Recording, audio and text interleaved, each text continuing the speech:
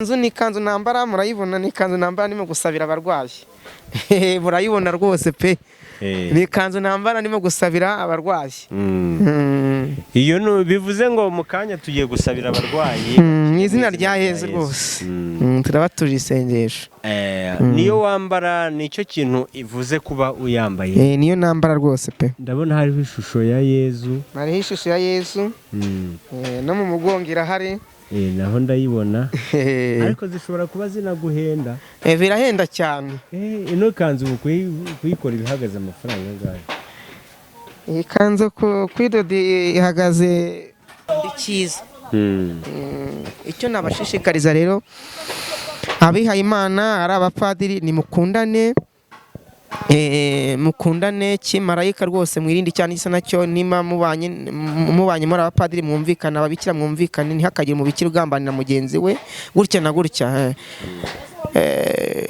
kuko ni ibintu bigenda byumvikana ariko ndabasengeye mu izina rya Yesu na Mariya Yesu abaha umutuzo kuko nuba uri umubikira cyangwa uri umupadiri ukora icyaha runaka cyangwa ari umubikira ukora icyaha runaka ukaba urimo gusenga umenye ko ijuru utazaritaha ko numva roho mutagatifu yibasiye abihaye Imana bimeze gute roho mutagatifu arasukura kandi ashoboye byose arareba ibintu barimo gukora kandi ibintu biteye agahinda kandi binababaje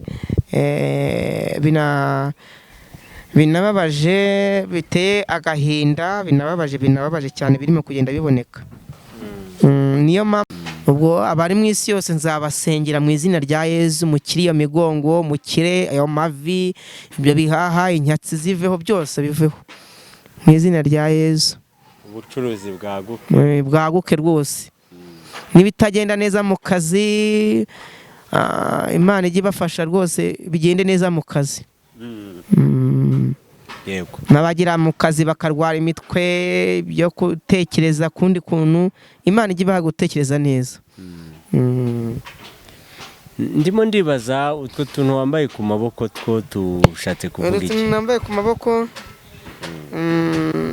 ni ibikoresho bitagatifu harimo amasaro n'amasaro ya Nyagasani Yezu hariho umusaraba dukomeje kubasuhuza nshuti bakunzi bacu amahoro y'Imana nakomeze abane namwe aho muri hose mwebwe mudukurikirana mwebwe mwakanze subscribe mwebwe mukanda kuri comment mukaduha ibitekerezo ni muhabwe rwose umugisha n'Uwiteka Imana aka kanya turi kumwe na padiri umusimbura wa padiri Obaridi ugiye kutuganirira ngaho rero ni mukomeze mukurikirane ibiganiro byacu tubahaye ikaze ni karibu nshuti bakunzi bacu karibu padiri utwibwire nanone kuko hari abakeneye nanone kwibuka amazina yawe kuko ikiganiro twanyujijeho baragikunze ni karibu umukozi w'Imana amazina yanjye nitwa Mahoro Zakariya iwacu akaba ari mu Rutobwe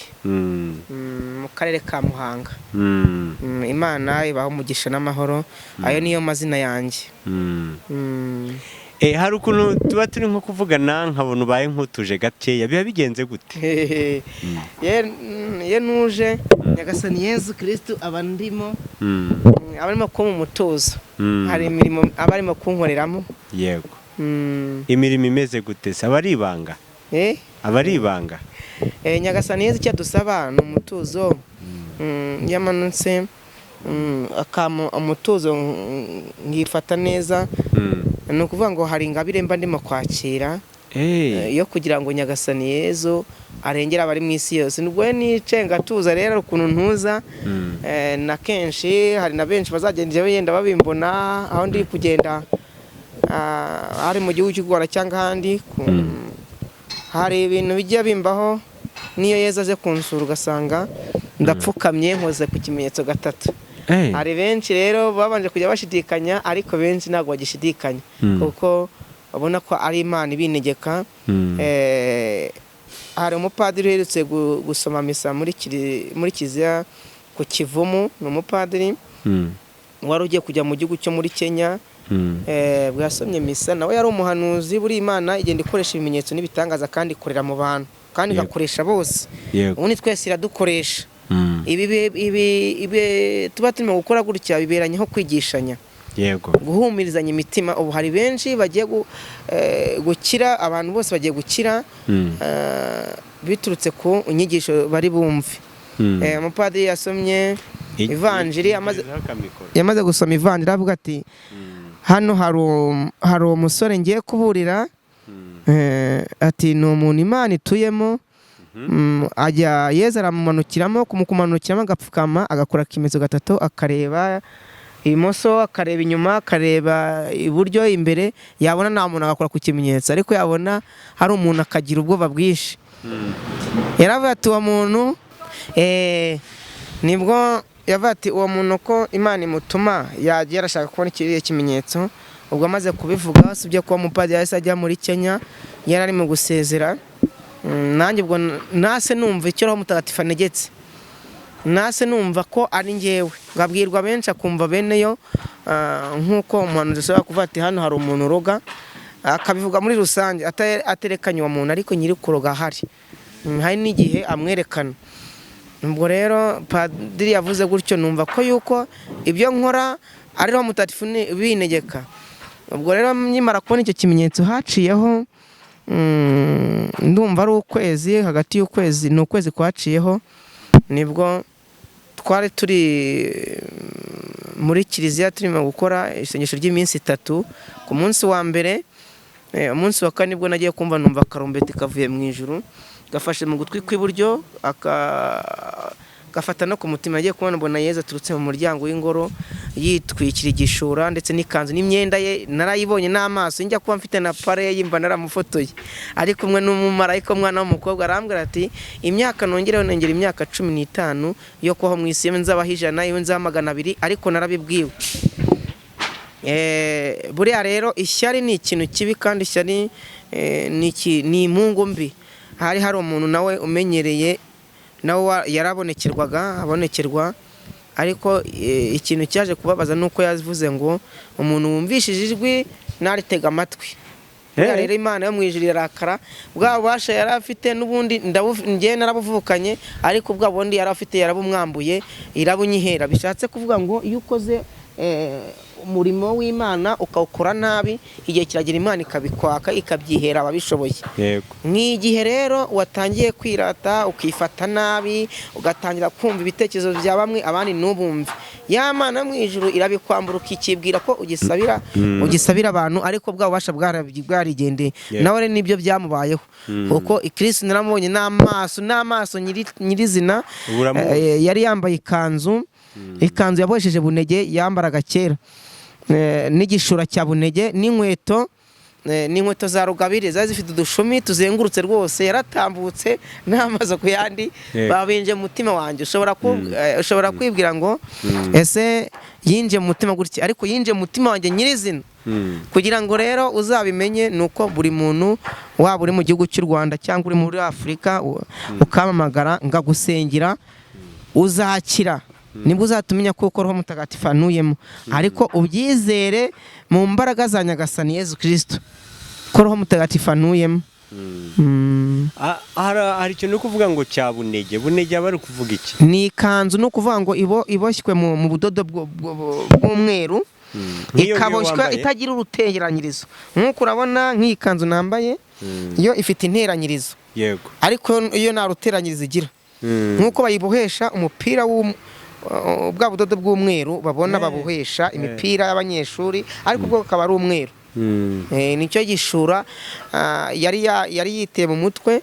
Ikanzu nayo niko yari imeze, n'inkweto rwose yaratambutse, aratambuka, aragenda rwose, biranshimisha. Arambwira ngo ukimara kubona iki kimenyetso cye ku musozi wa Rutobwe, niho mwimuriye, nzahaguhera umugisha rero yarawumaye.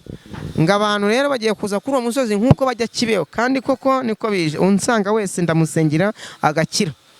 None rero uwo musozi nawe ukajya ugiye kuzubakwaho nk'uko Kibeho yubatswe. Benshi babanje kujya babipinga, babisuzugura, ariko ibintu bigeze ku musozo. Imana rero iyo yatangiye igikorwa iragisohoza, kandi ibyo yavuze biramenyekana. Yego. Hanyuma Yesu amaze kuza gutyo ni iki cyakurikiye? Haciyeho nk'ukwezi, hagati y'ukwezi amezi abiri, yohereza umuhanuzi, yari umuhanuzi w'umurokore, aratubwira ngo muri mwebwe hari umuntu ugiye gutorwa akoherezwa mu yindi misozi, ariko bagenzi banjye turi kumwe ntibabashe kubyakira neza. Ariko ubwo akimara kubivuga yaje mu ngora aravuga ati nyamara n'uwo Imana igiye kohereza ntari hano muri aba twicaye. Ariko mukanya tugiye kumubona. Ubwo nari ndahantu ndimo guhinga, nase nzamuka nshyira isuka hasi ninjira muri kiliziya rwose, nuza ni hafi yanjye, ndinjira. Maze kwinjira, niyo kanzu wambaye ikanzu, nari nambaye imyenda, narimo guhingana. Nibwo yatagavuga ati dore Imana igiye gutuma nuriye. Bose barahindukiye barandeba, ariko mbese ukabona harimo akantu. Niyo mpamvu rero ishyari ni ibiribi. Shishikariza abantu ngo iyo ubonye mugenzi wawe afite imodoka, afite abana bize bakagira ubwenge, ntukabagire ishyari. Yeba abana bawe barabaye ibigoryi, ntago ari wowe wabagize ibigoryi. Ariko ugasanga abantu barabateza amarozi. Waba ufite akazi, waba ufite umwana wize, ugasanga mugenzi wawe aramuroze, arangije amashuri ahindutse ikigoryi burundu. Harimo abantu babaye ibigoryi kubera amarozi. Benshi nibabyumva nibaze kugira ngo ndabatutse, ahubwo ndabasenge kugira ngo Nyagasani Yezu agarure ubwenge bwabo. Harimo baraza kunyumva bazanabibona, babuze amahoro kandi barize kaminuza, banicaye mu rugo, babuze akazi kubera ya myuka mibi y'akarande, imyuka mibi y'abaturanyi. Ariko ndabasengeye mu izina rya Yezu na Mariya, Kristo bihananure mubona akazi kandi muronka amahoro ku Mana. Ubwo impano ubu yakiriye gutyo? Nayakira gutyo, nimuka ku musozi navukiyeho, njya ku musozi wa Rutobwe. Umusozi wavukiyeho ntago uturanye n'uwo nguwo uriho se? Ntago bituranye, ariko biri mu karere kamwe. Byose biri mu karere ka Muhanga? Biri mu karere ka Muhanga. Hanyuma kugira ngo abantu baze kwemera impano yawe n'ibitangaza bikorwa, byaje kugenda gute kugira nyine ngo babyemere, bavuge ko kugira ngo babyemere? Nahereye ubwo nkubwira ngo nijye gukora isengesho muri Rutarabana ku kigo cy'amashuri. Padiri yoza abagore babiri, arababwira ati mubaze uriya muntu ati kuki twumvishe gukora isengesho ugasabira abantu ariko ugakora ikimenyetso gatatu ku gahanga. Naramubwira ati kugira ngo byemere kari ro mutagatifu dore urwaye kanseri ko mukondomura, none jya kwipimisha. Aripimisha basanga ari muzima. Ndahamya koko barabitangaza no muri kiliziya ko ndimo umwuka w'Imana. Ndimo umwuka w'Imana kuko babonye ibintu bidasanzwe. Iyo umuntu yararwaye kanseri nkamubwira ati urakiza, akipimisha, ni ikintu kigaragara.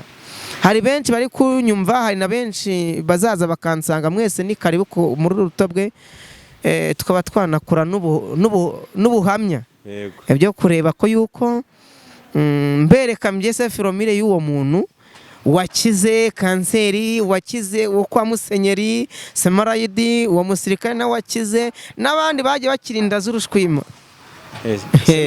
Semarigido Semarayidi mbonye intege, ni yari Musenyeri wa Diocese ya Kabgayi. Nawe ari mu bantu bakize se? Ni mukuru we wakize, wari ufite umwana wari uzingamye amaguru ku maboko. Arakira. Ariko ubu ngubu uwo Musenyeri uriho n'uwo bita Baritazari. Yego. Abantu benshi baba bafite amatsiko bakavuga bati se ibi bintu tuba tureba kuri social media kuko nibyo ntibyaba ari bimwe byo gutwika, atari byo bya nyabyo. Babagira ngo bumve kuko ari byo, niba bazanagushaka ukabasengera, nyuma yaho bakaza kuguha nimero ya telefone kugira ngo uzabashe kubahamagara, bazabashe kuguhamagara. Ni ukuvuga ngo ibi hari abantu benshi bajya babona ibiganiro ku nkoranyambaga ku bintu bitandukanye, benshi bakaba banashidikanya ngo ntibyabaye, ariko biba byarabayeho. Ibitangaza wigeze wenda ukoreshwa na Yezu nawe bikagutangaza, mbese ukabona uratangaye, nibyo ngibyo watubwiraga? Nibyo ngibyo n'ibindi byinshi cyane, byinshi mbaze kugira ngo ubwire umuntu ati Imana iragukije, jya kwipimisha. Jya kwipimisha, ni igitangaza gikomeye. Hari n'igitangaza cyabaye mu mujyi wa Kibuye, umuntu wari wararwaye amaboko gutya arahinamiranya barambona benshi, n'amaguru aripfundika gutya. Imyaka 10 kubyara imyaka 10 baramujyanye kwa muganga biranga, ariko ndamusengera birakira. Nibwo abantu bataga bavuga ati ko umuntu akorerwamo n'Imana. Benshi muzajye mugenda mubyumva, muzamamagara mbasengere mbasabire, naza mu rugo iwanyu nabasengera kuri telefone nabwo nta kibazo. Biterwa na formule y'ikintu ushaka, mbese ikintu runaka ushaka. Nta butumwa ujya utumwa na Yezu se ugenda umbwira abantu ibi n'ibi wenda nko ku banyarwanda n'abandi bose? Ubutumwa n'umwana Nyagasani Yezu ni ubutumwa bwo Yezu ambwira ngo twisubireho, dukundane, twanga icyaha. Kandi kwanga icyaha ni ukwirinda ibicumuro ibyo ari byo byose. Harimo ingeso mbi zitandukanye nyinshi cyane umuntu agomba kwirinda. Harimo kwirinda uburiganya, kwirinda kugambanira mugenzi wawe, kwirinda kugambanira inka mugenzi cyangwa ikindi kintu runaka. Niba ngenya ngunda kubibwira, niba turimo kuririmba dufite korali, turirimba turirimbe neza, nta buryarya, nta gutukana, nta kwangana. Ariko tureba muri iyi si umwanzi Satani arimo kuvuyanga abantu, ariko Imana yamaye ububasha. Umwanzi Satani arakorwa n'isoni n'ikimwaro, Imana irahananura ibyo byose. No kuvuga ngo harimo abantu baba bari muri korali runaka ntibumvikane, cyangwa waba uri umupadiri runaka muri diocese imwe ugasanga nimwumvikanye, muragirana amatiku ya buri munsi, mwamuri ababikira mugasanga nimwumvikana, ukagambanira umubikira mugenzi wawe ukumva atabaho. Nibyo abantu basanzwe no gukundana, tukirinda kugirana nabi, tukirinda icyaha gisa nacyo. Umuntu ukareba mugenzi wawe ukamwishimira, nta kindi n'ikindi Imana idusaba, tukunga ubumwe. Na mugenzi wanjye yaba yabuze ikintu ukamufasha, ubundi no gufashanya. Nta kindi n'Imana idusaba, nta n'ikindi. No kwirinda kugira nabi mugenzi wawe, wamugambanira mu kazi runaka cyangwa mu nkiko runaka, n'ibyo tukabyirinda. Ese wenda ubwo butumwa turabwumvishe, nko mu buzima bwawe ubaho gute? Hari nk'umuntu witwa Mariyamu, ushobora kuba warigeze kumva amateka ye, ariko we yari umurokore, yabagaho atarya atanywa, ariko ari umuntu ukorera Imana, kurinda atashye apfuye nyine avuye mu mubiri. Wowe mu buzima busanzwe ubaho gute? Mu buzima busanzwe rwose ndarya pe. Urarya? Birya byose ndabirya, ariko hari ibyo narya n'ibyo nanywa. Ibyo narya ni inyama z'ingurube, ibyo narya ni inyama z'inkwavu, ibyo nanywa akabenzi ntabwo karya, ni inzoga, icyo nanywa ni umutobe, icyo nanywa ni ubushera, icyo nywa ni amata, ni igikoma, ni icyayi, ni ji, ni amazi y'umugezi, ni inywera. Nibyo binyobwa byanjye. Oya, ntago ariko ibindi byose ndabirya. Ibyo utanywa ntabyo numvishe. Ibyo utanywa ni ibiki? Ibyo nanywa ni inzoga, n'ubushera, n'umutobe, nibyo nanywa. N'umutobe se nawo ntabwo munywa. Kubera iki? Umutobe rero nigize kuburekeshwa, narawunyweye umerera nabi mu nda, kuva nawunywa nkamerera nabi, narawuretse. Ariko buriya geretse ikintu hari impamvu. Hari kenshi nakundaga kujya mu bukwe bakama umutobe, ariko ku nshuro ya kabiri bama akavido bakakazanamo mu kavido kubashyizemo inzoga. Nta unywa rero, bigatuma umutwe ubyimba. Buri cyatumye Imana iwundekesha niyo mpamvu. Nanjye rero narabyemeye, ntago njya murebaho umutobe. None ko unabonye abapadiri banywa agacupa kandi banagakunda? Ntago buri ari byiza.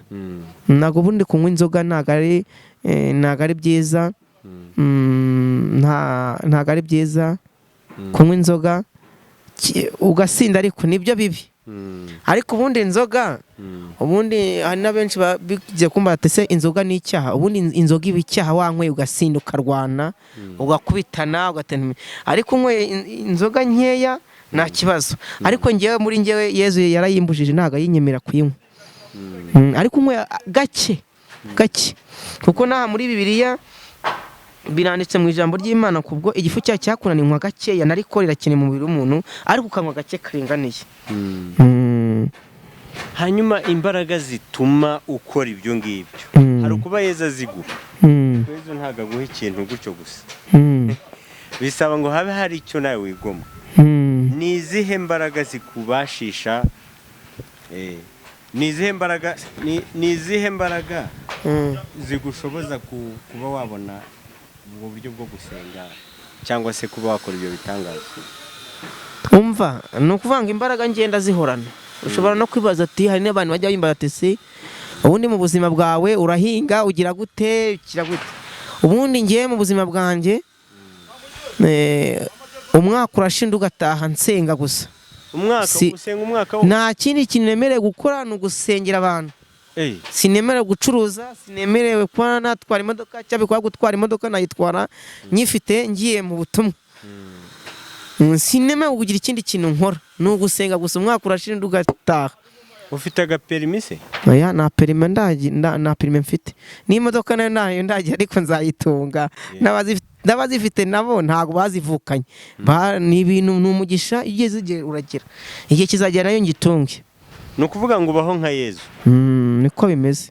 Uretse kurya ubu ni ukuvuga ngo guhinga warabisezereye? Ntabwo guhinga njya mpinga. Gucuruza warabisezereye? Reka da.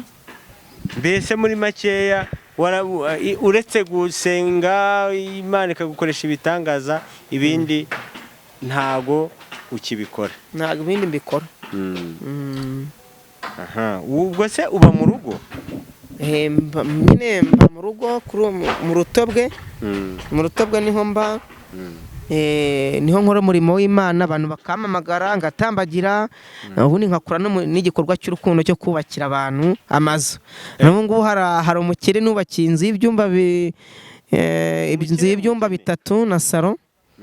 Ndayimwubakiye, yari inzu y'ibiti, zari inzu 2 z'ibiti, no yamwubakiyemo inzu y'amadafari. Uyimwubakiye gute? Mu bushobozi bwawe? Mu bushobozi Imana yampaye. Kuko Imana iguhaye uha n'abandi. Kimwe n'abantu barimo kunyumva bari mu gihugu cy'u Rwanda cyane mu bindi bihugu, nubona mugenzi wawe atafiteho kuba wamwubakira, ukamwubakira, ibyo nibyo bizatuma tujya mu bwami bw'ijuru. Wamwubakira kuko uyimwubakiye ukamukura ahantu habi, ukamuha icyo kurya, ukamushakira amashuri, mbese bitewe n'ubushobozi ufite. Nta n'uwabura ubushobozi. Byonyine ushobora kuba utabona n'ubushobozi bwo kumugurira imyenda, ariko ukaba ufite ubushobozi bwo gusenga, wamusabira ku Mana uvuga ati Nyagasani dore uriya muntu ntacyo kurya afite cyangwa nta kazi afite kamuhe, kandi Imana ikata ibyumva. Ubu ufite ubushobozi bwo kuba wakubakira nk'umuntu? Narabubakiye rwose pe, mu Rutobwe barabizi kuko narabubakiye, nubakiye umukene inzu rwose ndayimwubakira. Yego. Ni byiza cyane. Barabizi rwose, ni umusaza bita Valence. Naramwubakiye pe. Oya, Imana n'ubundi ikomeze igufashe. Hanyuma se hari ubwo ujya ufata umwanya wambwiye utusenga umwaka wose? Birumvikana. Ariko mu isengesho ry'umwihariko hari n'igihe mfata n'umwanya by'umwihariko ngira isengesho ngiye nkora. Nabwo ko nsenga buri wa kane tuba dufite isengesho mu Rutobwe, na buri wa kabiri. Ariko buri wa kabiri isengesho nkora ni isengesho ryo kwiherera ubwanjye imbona nkubone ndi muri chapeli, mwiherera nsenga nsaba kugira ngo Nyagasani Yezu akiza abantu bari mu isi yose, abaha amahoro. Ari igihugu cy'u Rwanda giha amahoro, ari isi yose ayiha amahoro, abantu bumvikane bareke kuryana cyangwa gucagagurana. Iyo sengesho ndarikora buri wa kabiri. Buri wa kane? Buri wa kabiri ni buri wa kabiri. Ku wa kane ni isengesho rusange. Uba ufite abantu benshi muba muri kumwe se? Tuba turi kumwe dusenga rwose, dusingiza Imana, nta kibazo pe. Nta ngaruka bikugeraho se ko mbona insengero zisigaye zarafunzwe muri no minsi? Nta ngaruka bingiraho. Cyangwa wenda mureba buriya Imana mukiyicarira mukiyicarira ubundi mugasenga? Turasenga. Buriya ikintu leta yanga ibintu by'akavuyo, ikanga ibintu by'amahane. Ariko iyo bakuziho ugutuza kwawe bitewe n'aho ukorera isengesho, bitewe buriya Imana ifite n'ubuhanga kandi ifite n'ubushobozi, sibyo? Bigaterwa n'imyifatire yawe, ntacyo bashobora rwose. Imana irabaturisha pe. Turasenga nta kibazo pe. Ubana na famiye? Mbana n'umuryango nasanze kuri uwo musozi wa Rutobwe. Ubona n'umuryango wasanze atari uwawe? Umuryango ubundi twese turavukana, ariko ni ukuvuga ngo mu kwimuka mbana n'umuryango nasanze muri uwo mu Rutobwe. ubwo se we barakwemera, bemera ibyo ukora, ko nabonye guhanura iwabo biba bitoroshye? ngo nta muhanuzi wahanuye iwabo, ni ukuvuga ngo barabyemera pe, kugira ngo ninjiye muri urwo rugo hari igitangaza Imana yakoze. Ni ikihe gitangaza? buri gitangaza Imana yakoze, hari ubwo nkimara kuhagera Imana yize kumbwira, irambwira ati genda ujye gutabara umuryango wanjye, urwo rugo. uwo muntu rero nasanze hari shitani, cyo bita wari umudayimoni w'umugore, wowe ntushobora kumuresha amaso amabara, ariko mu mbaraga z'umwuka ngiye mba mbireba. ubwo cyari igishitani rero cyari cyabambye ku muryango kigira ngo cyice uwo muntu.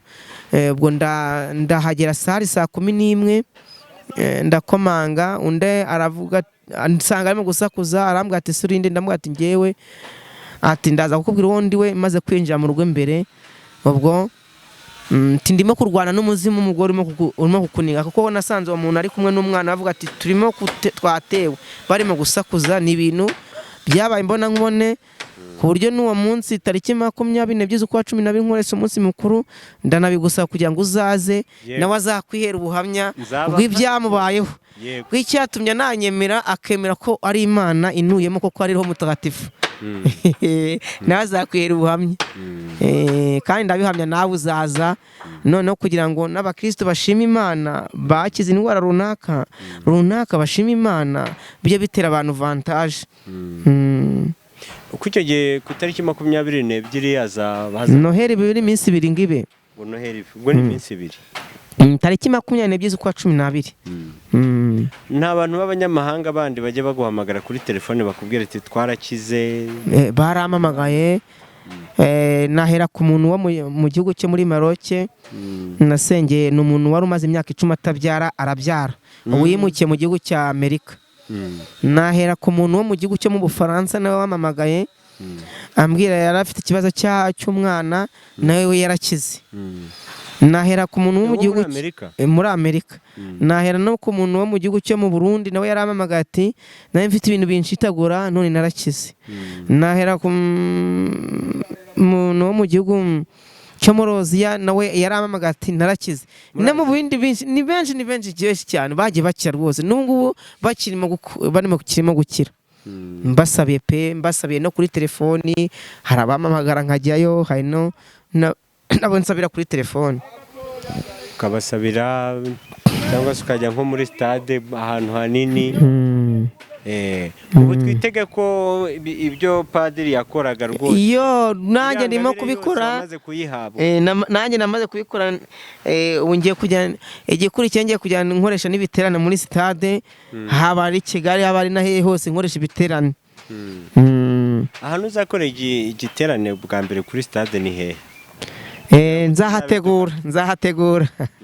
nzahategura buri uzajya nko muri arena cyangwa nzahategura, nzabitegura ku buryo noneho abantu bose barwaye, abantu bafite ibibazo bose bahuriremo, noneho mbasengere bakire pe, kandi ibintu bizabagaragara amaso ku yandi.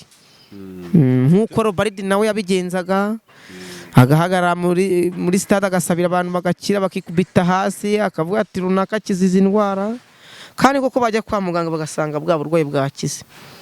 ni ibintu byabaye, nubwo yarapfuye, ariko urugendo rwe yararangije. Ndahamya ko Imana yamujyanye mu ijuru, Imana yaramutabaye mujyana mu ijuru, ariko umuhanuzi ipfuye havuka undi. ariko niyapfuye ntuzibwe ngo ububasha bwe ngo buragenda, ahubwo bwa bubasha bukorera mu bandi, bukora mu isi paka. imirimo yakoraga n'ubundi irakorwa. hari aho nakoreye isengesho rero hafi mu mujyi wa Ruhengeri, hafi y'ikigo cya gisirikare cya Nyakinama. twari twahura ahantu ku kibuga turimo gukora isengesho, hari haje abantu benshi cyane, njye mbese abantu baransuzugura, bambona igihangara ati kandi twaze ko wa mugabo w'inda nini.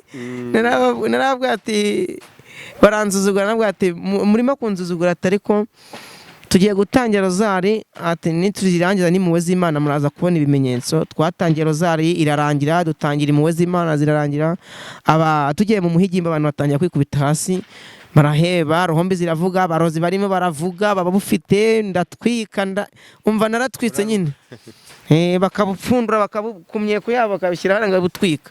Ni ibintu bitangaje. Imana imirimo kunkuramo imirimo n'ibitangaza pe. Icyo nyishimira ni uko yampaye imbaraga zo kubasabira mukaronka amahoro. bagiye kubona abantu barahagurutse abantu bakavuga bati babona imbago bazisize hasi bimeze nta gihinduka nta n'ikigabanyukaho. Yego Koro baridi ntambagira murabona no musaraba niwo nkoresha. Umusaraba niwo burimo imbaraga tubona dore ngira gutya ngahamagati Yezu Yezu aho rwanga gukozaho abantu bakitura haze gutya kuvanga ndambura ikiganza gutya nkakirambura abantu bakikubita hasi. Noneho muri abantu bituye hasi ngenda mbasanga nkagenda mbaye ikimenyetso cy'umusaraba mbaye ikimenyetso cy'umusaraba. Bivuze ngo umusaraba urimo ububasha bwa Kristo Yezu. Yezu nyine muwe pe. Ninde wabushyizemo? Ninde wabishyizemo? Wabishyizemo iki? Mwo musaraba ninde washyizemo ubwo bubasha? Ububasha ni Yezu wabushyizemo. Yezu abahagazemo. Urawureba gutya. Yego. No musaraba w'icyuma. Ariko Yezu abahagazeho. Ushobora kwibaza ngo ahagazeho gute. Ariko benshi bagenda babibona ngo ngenda sabira abantu gutya nkakuvuga ati runaka ukiza indwara runaka hari abantu benshi barwaye imigongo barwaye amavi nkavuga ati rwa mugongo ngagushyira musaba gutya. Yego. Kandi cya kintu cyakikuma kikavamo burundu. Kagira gutya kumva cyagiye burundu. Zarubaga impande zikaguruka. Zarubaga impande imbunezo umuntu abatazi ziba zarabaye akiri mutoya. Hari n'abarwaye ibifu bakarwara ibifu ngo bidakira bakarya ibinini ntibikire. Ariko ngo usenge igifu kiragenda burundu nta n'ubwongera no kubyumva. Nabonye rero ugendana nkomeza kugira amatsiko nkavuga nti se umusaraba bimeze bite ko abawufite ubwo nicyo ngicyo ugufasha. Umusaraba Kristo arababuriho gutya. Wari ukitubwira uri muri iyo stade ni ya Nyakinama harya? Kuri uruhande rw'ikigo cya gisirikare cya Nyakinama mu mujyi wa Ruhengeri. Twari ahantu n'ahantu nyine ari ahantu hari ikibuga kinini nyine ikibuga kinini Kigali kiri mu hantu mu makoro. Yego. Twasengeye. Ahandi hantu se wakoze wagiye muri stade ugasenga cyangwa se ahandi hantu hari abantu benshi uretse aho ahantu henshi nagiye ni mu mujyi wa Kibuye naho twakoreye isengesho muri Santarari. Twakoreyemo isengesho muri Santarari niho nakora isengesho mu bantu benshi.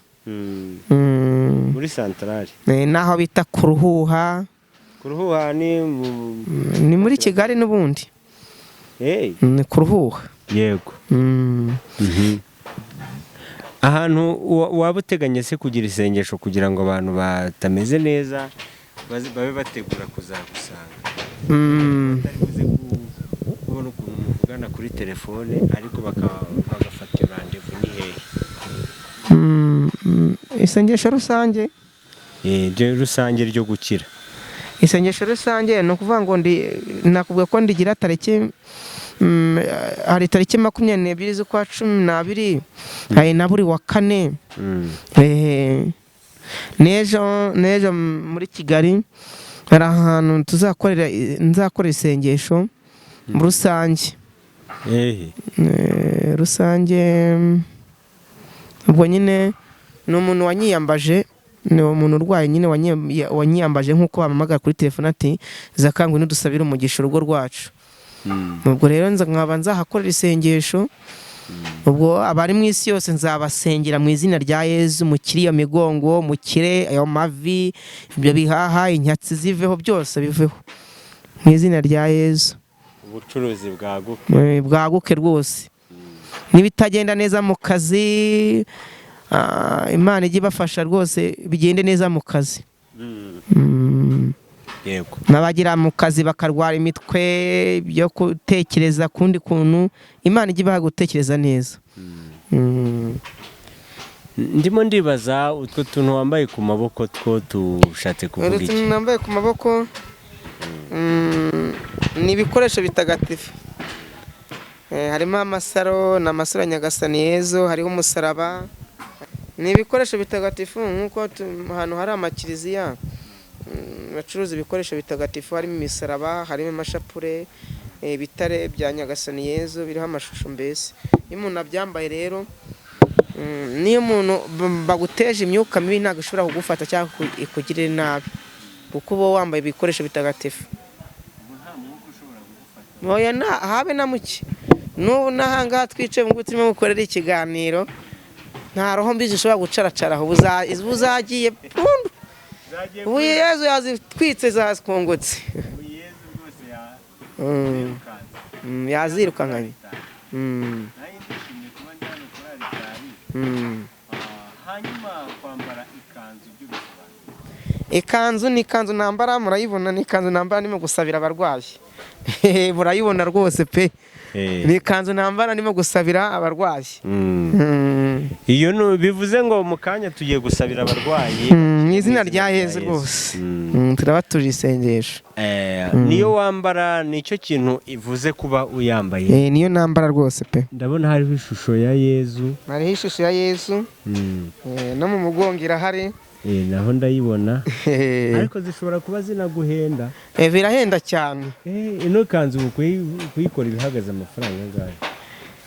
Iyi kanzu kwidoda ihagaze 37. Kuyidoda. Kuyidoda, gushyiraho amafoto murabibona. Ahubwo nkurikije ukuntu ari nziza, ahubwo ni na makeya. Mu gatuza ndahabona inyenyeri. Inyenyeri. Ni inyenyeri ya Roho Mutagatifu. Inyenyeri ya Roho Mutagatifu.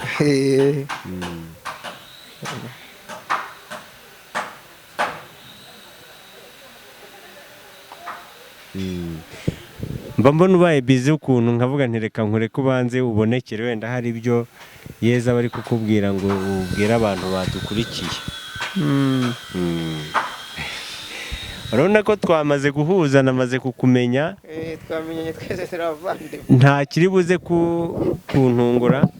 Hepfo gatoya nabonaga inuma iri ahagana hepfo ku mavi kw'iyo kanzu.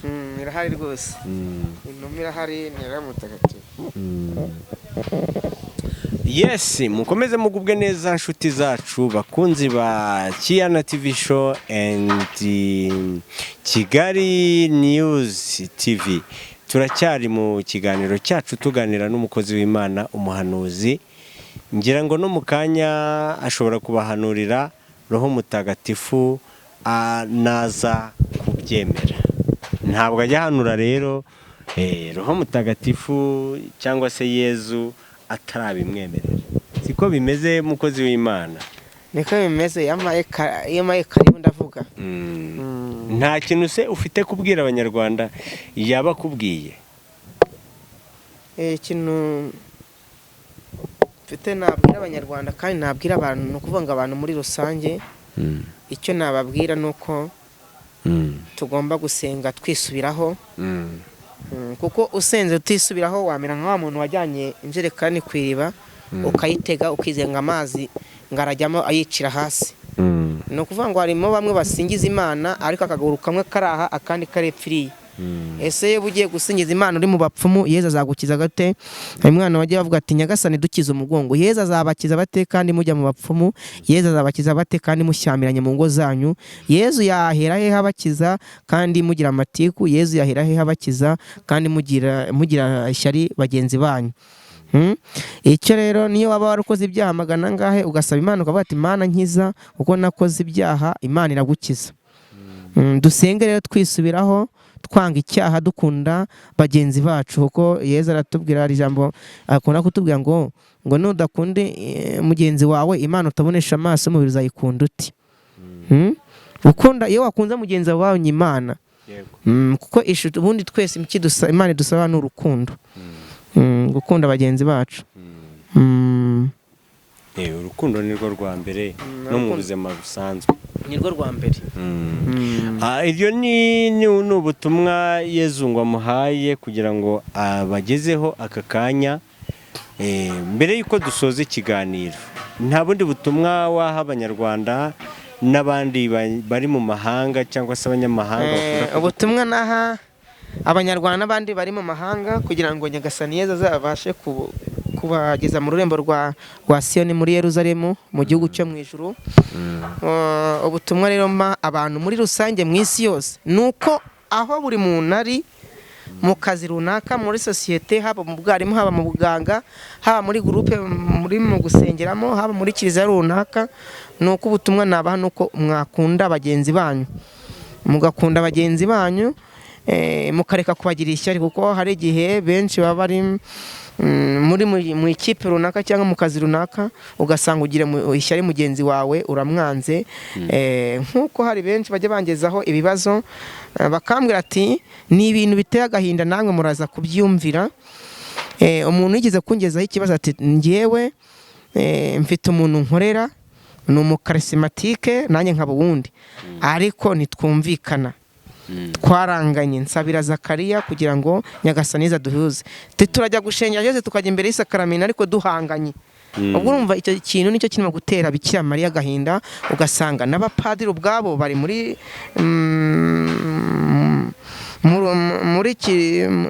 diocese runaka, ugasanga baravuga ijambo ry'Imana ariko ugasanga ubwabo barahanganye, bagera imbere y'abakristo bakabigisha bisanzwe ariko roho zabo bafite imirindi. Icyo gihe barimo kwigisha rero ntago Yezu Kristo yanyigisha yitwara, nta nubwo igitambo cyabo gishobora kuzamuka ngo kigere mu kirere, kubera ko padiri runaka urimo kugitura yarayarwanye cyangwa yaratunganye na rugenzi we. Harimo n'abapfa. Hari ikintu kize kuba muri ya paruwasi Saint Andre rwose, aho padiri mugenzi we yaje kugirira nabi mugenzi we, amuhoye kuko yasinye ku madosiye y'abantu bagiye guhabwa Eucharistia cyangwa kugira guti. Ibyo bintu rero aba barimo kunyumva, mujye mwirinda kuba mwagira bagenzi banyu ishyari, yeba muri abapadiri muri 3 cyangwa muri 4, kandi mwese muri mu rugo rumwe, mujye mwumvikana ku kintu runaka, ntihakagire ugira ishyari mugenzi, kandi muri kiliziya imwe mwese mukora umurimo, sibyo? Ibyo rero nibyo nabashishikaye kugira ngo Nyagasani Yezu abaho umutima ukunda. Njya nabwira n'abantu ngo nutangira gusenga ujye ubwira ngo Nyagasani Yezu nyiza kandi ukize n'abari misi yose.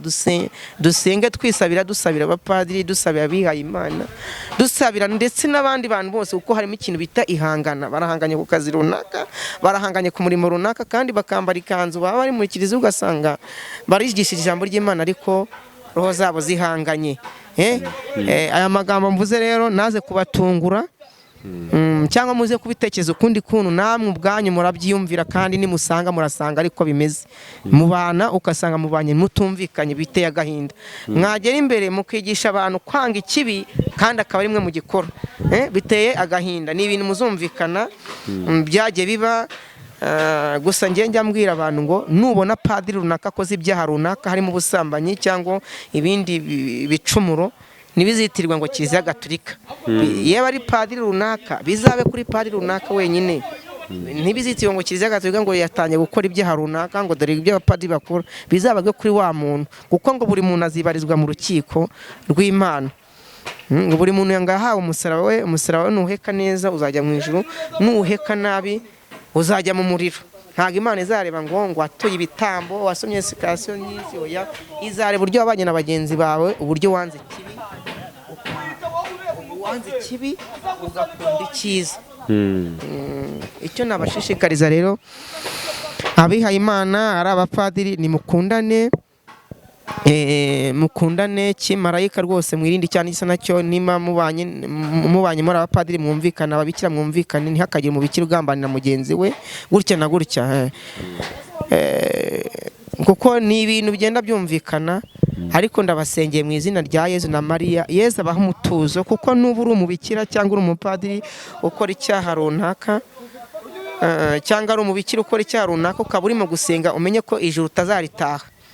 Yego, reka nse nk'ukubazaho gatoya, wari uri guha ubutumwa abihaye Imana, ko numva Roho Mutagatifu yibasiye abihaye Imana, bimeze gute? Roho Mutagatifu arasukura kandi ashoboye byose, arareba ibintu barimo gukora. kandi ibintu biteye agahinda kandi binababaje, binababaje biteye agahinda, binababaje cyane birimo kugenda biboneka. Yuri umuntu wihaye Imana urihangana ntibigire n'icyo binakubwira. Icyo nabasabira ndabasabira kugira ngo Yezu nyirimo abaha ingabire yo kwihangana, yo kuba akabaha abandi bakandagiriraho, mbese nk'igihe umuntu akugejeje ikibazo katucyumva vuba, cyangwa umuntu yagukorera ikosa ntiwihutire kurakara. Dusoza rero, uwagukenera yakubona ate? Wanyenera nababwira nomero za telefoni zanjye, bakandika 0786 33 675, 0786 33 675, 0786 33 675. Izo ni nazo nomero zanjye bamboneraho, noneho bakamamagara nkazi wabo mu rugo nkabasengera, cyangwa kuri telefoni bakaza n'iwacu mu Rutebwe, nuko ni kariba, amarembo arakinguye. Murakoze cyane. Amen.